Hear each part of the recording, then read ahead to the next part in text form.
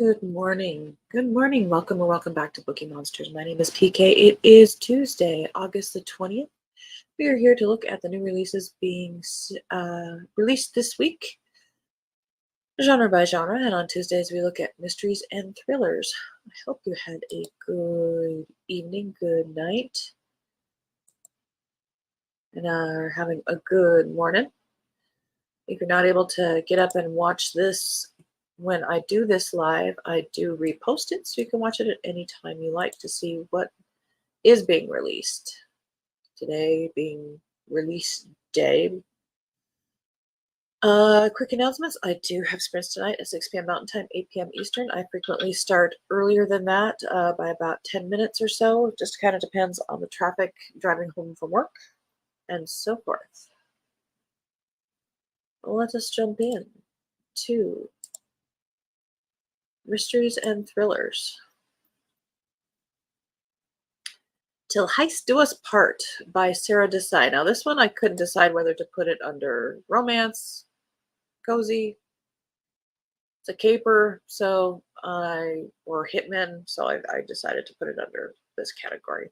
There are a lot this week, so we will have spillover on Friday as well.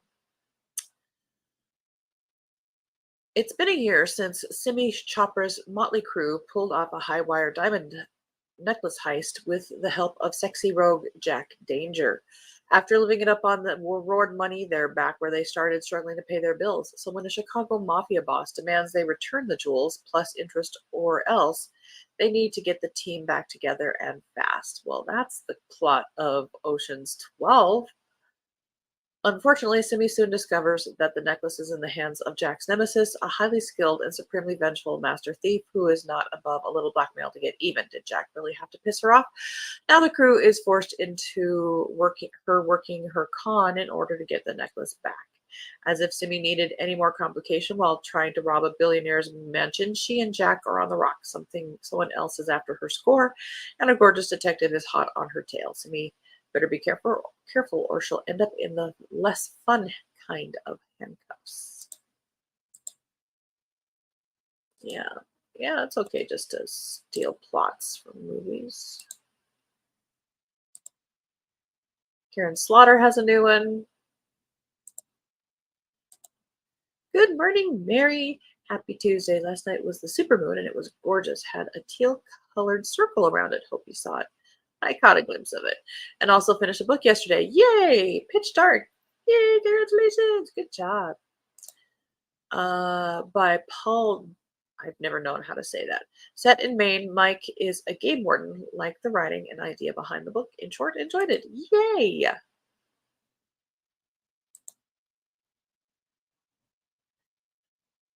This is 12th in the Will Trent series. I've loved the early Will Trents. Heads up, Karen Slaughter can get graphic, at least in her very, very early books prior to the Will Trent series. And now those two series have mashed together. This is called This Is Why We Lied. One toxic family, 8 suspicious guests. Everyone is guilty, but who is a killer? The GBI investigator Will Trent and medical examiner Sarah Linton. McAlpine Lodge seems like the ideal getaway to celebrate their honeymoon. Set on a gorgeous off-the-grid mountaintop property, it's the perfect place to unplug and reconnect, until a bone-chilling scream cuts through the night. A murderer in the mist. Mercy McAlpin, the manager of the lodge, is dead. With a vicious storm raging and the one access road to the property washed out, the murderer must be someone on the mountain.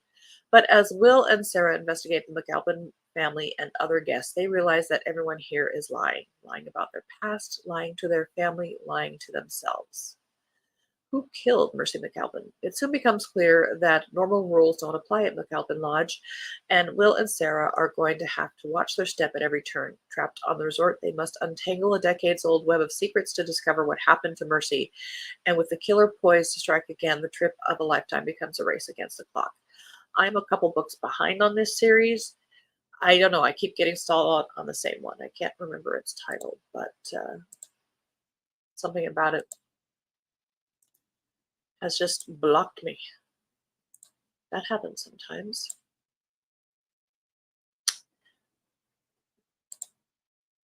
You Will Never Be Me by Jessie Q. Sutanto.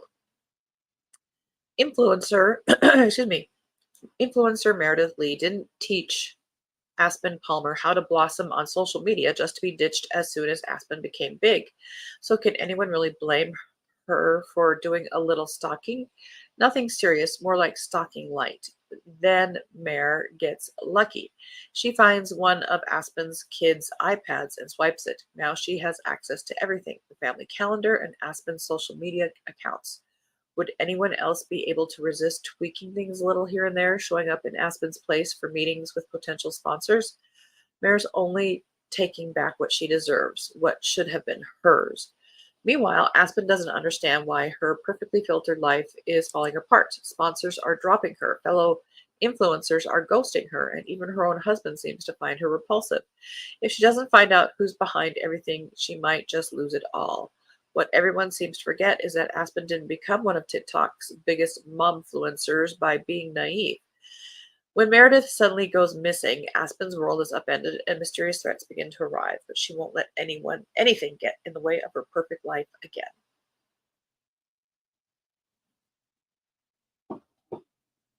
That sounds like a happy read.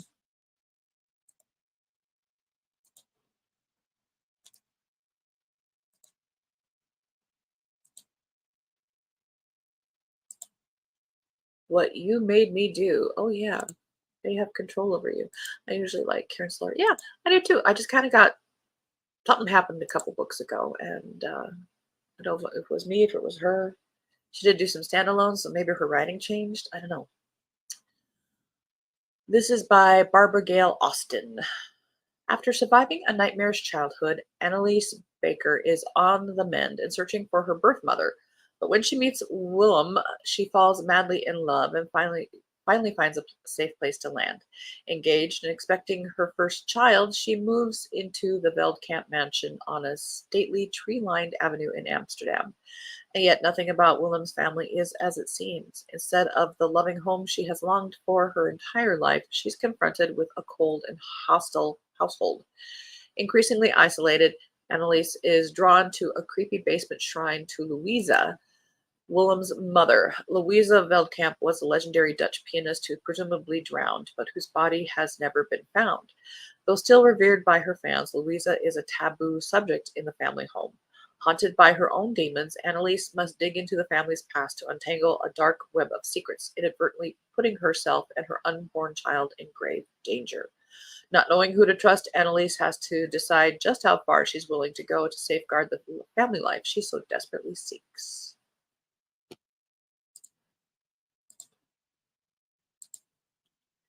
And one row done.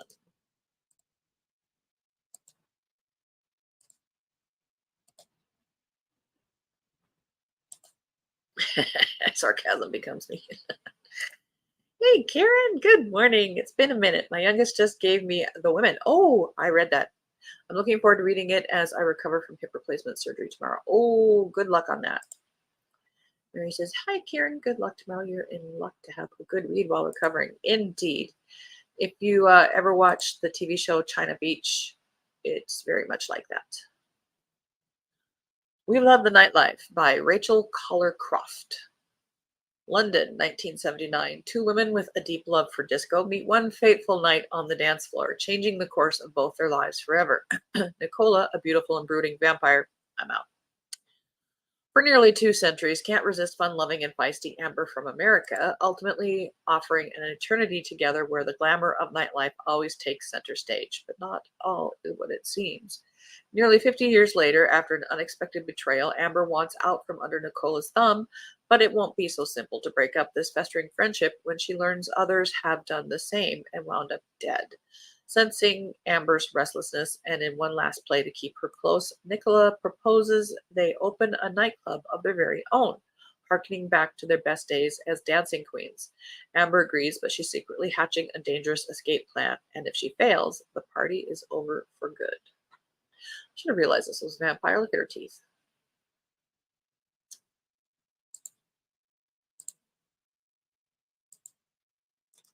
I was not paying attention.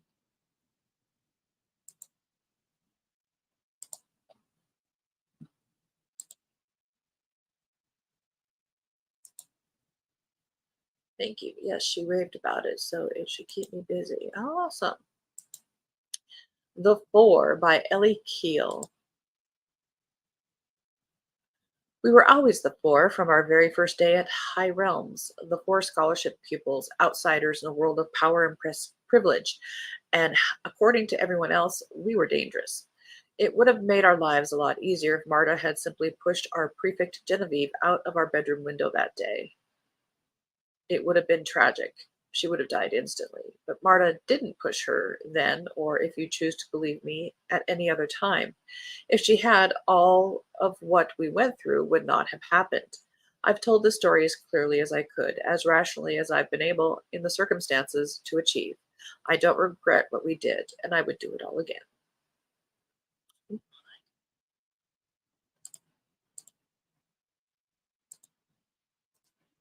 The Divide by Morgan Richter. When Jenny St. John was 18, she moved to Los Angeles from her rural Midwestern hometown and scored the lead role in an independent film called The Divide.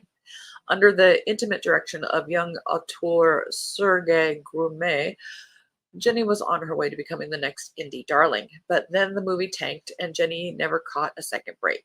Now, 2 decades later, after floundering on the fringes of the entertainment industry, she's barely keeping afloat running a low level grift as a psychic life coach.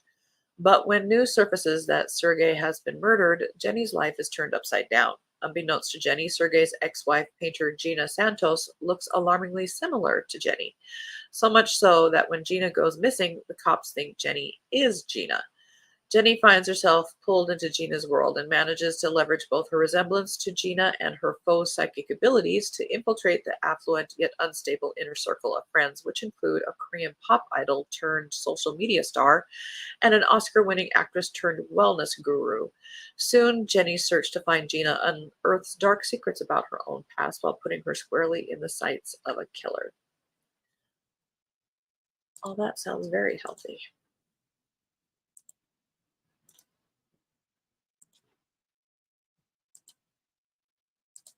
Someone in the Attic by Andrea Mara. You thought you were home alone. Anya is enjoying a relaxing bath when she hears a noise coming from the ceiling. Through the open bathroom door, she sees the attic hatch swing down and a masked figure drops to the floor. 30 seconds later, Anya is dead. You're not afraid of being alone in the dark. You're afraid you're not alone. Across town, Anya's old school friend Julia sees an online video of a masked figure climbing out of an attic. She suddenly realizes why the footage is eerily similar. It was filmed inside her own house in a luxury gated community designed to keep intruders out. And now your worst fears are coming true. Why would a stranger target Julia? Unless, of course, it's not a stranger at all. And it wasn't Julia. I'm just saying what they're implying. End of row 2. Yeah, we're not going to get to all of these. Oh my.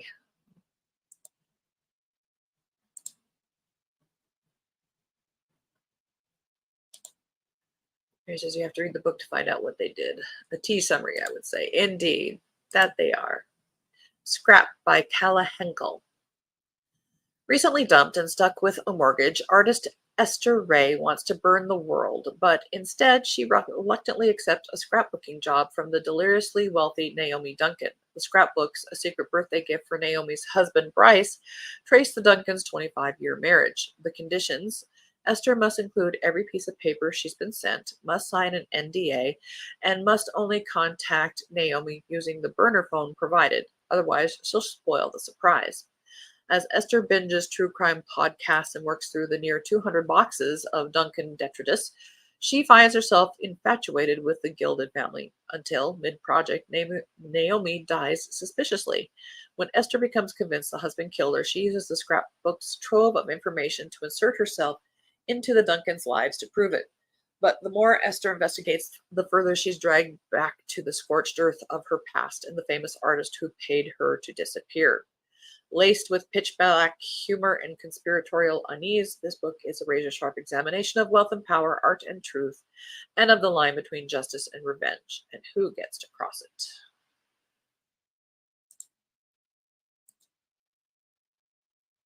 We seem to have a running theme of wealth and nastiness. Good thing I'm poor. Swallow the Ghost by Eugenie Montague. Things are going well for Jane Murphy, or so it seems. She's making it New York a sort of wonderkind at the social media marketing startup where she works. She's put an experimental writer, Jeremy Miller, on the map by helping him concoct a viral internet novel told in fragments through various fake social media accounts.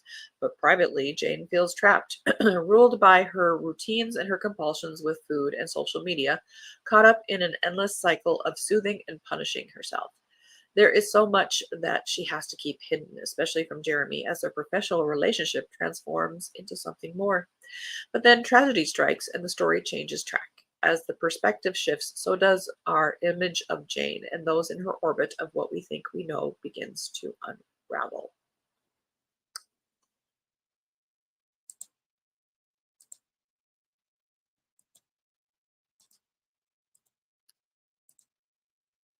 All the Missing Girls by Linda Hurtado Bond, second in the All the Broken Girls series.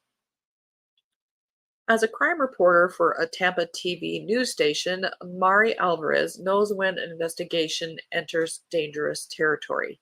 But with her estranged sister missing and almost no information to go on, Mari can't trust anyone but herself to find the truth. Now she has just 48 hours to sneak into Cuba undetected, track down her sister, and pray to her Orisha that she's not too late. This is nothing like reporting in her neighborhood, though, a place she knows like the back of her hand. In Havana, she has no contacts and only an ice-cold trail of cryptic clues. When Detective Tony Garcia offers to help, Mari puts aside her instincts and tries to let someone in. But soon they're caught in a maze of lies, deception, and an undercurrent of the island's own witchcraft, a sinister brujeria. Every lead draws Mari further into this world of shadows, especially when her sister isn't the only young woman who's gone missing. Every step pushes Mari and Tony toward a revelation they never saw coming. And as they close in on the horrifying truth, one thing becomes clear. No one will let them leave Cuba alive.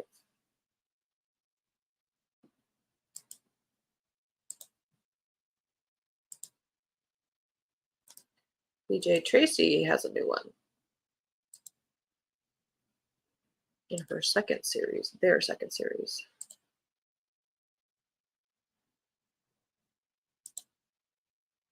There once was a movie about people living in attics. I think it's called Frog Leaping from One Attic to Another. It was a freaky movie. Ew. It would be. Yeah. Cuba is a new setting. Yeah. Communism is becoming acceptable. City of Secrets, fourth in Detective Margaret Nolan series. Los Angeles police detective Margaret Nolan and her partner have worked a lot of different cases, one where things aren't always as they appear, and it's Nolan's job to find the truth in the darkness around her.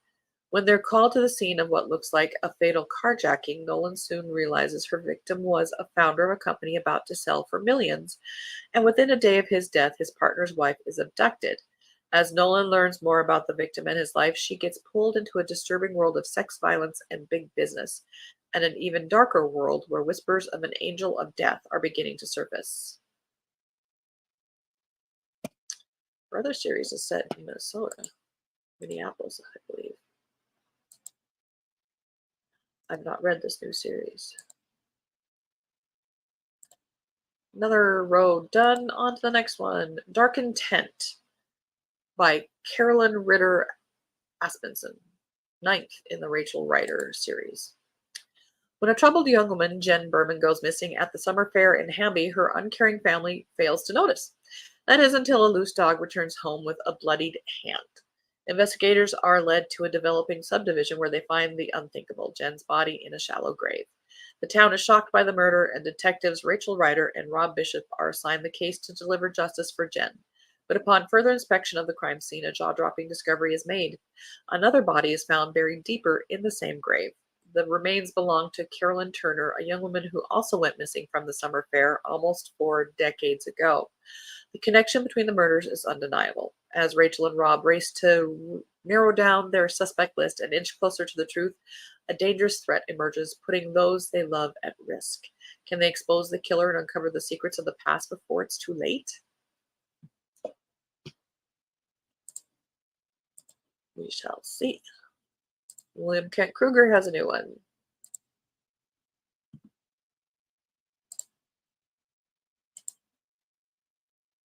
20th in the Cork O'Connor mysteries. I have read several of the first. Again, I fell away from this series. I don't know what I've been reading. I've just not been following series. Spirit Crossing by William Kent Kruger. The disappearance of a local politician's teenage daughter is major news in Minnesota. As a huge manhunt is launched to find her, Cork O'Connor's grandson stumbled, 20 years. He has grandsons. Stumbling across the shallow grave of a young Ojibwe woman, but nobody seems that interested. Nobody, that is, except Cork and the newly formed Iron Lake Ojibwa tribal police. As Cork and the tribal officers dig into the circumstances of this mysterious and grim discovery, they uncover a connection to the missing teenager, and soon it's clear that Cork's grandson is in danger of being the killer's next victim. Yeah, all these series that are long running, 20 years later, they have not only children, they have grandchildren. No Safe Place by Michael Ledwidge, fourth in the Michael Gannon series. While he's hiding out off the grid on a trout stream in the middle of rural New England, the last thing Mike Gannon is looking for is any more trouble. But then he bumps into an old girlfriend who is an investigator up from New York City looking into the mysterious death of a student at a nearby prestigious college. And soon what Mike wants and what he's about to get become two very different things. First, a whistleblower comes forward with evidence of a deadly scandal. Then shortly after arrives a group of dangerous men who will do anything to keep secrets buried. Then the lights go out. And that is all we have time for today. So we will do the rest from yesterday and today on Friday. Just woke up. We'll go back and watch. All right. Well, good morning. And Mary says, I can. Okay.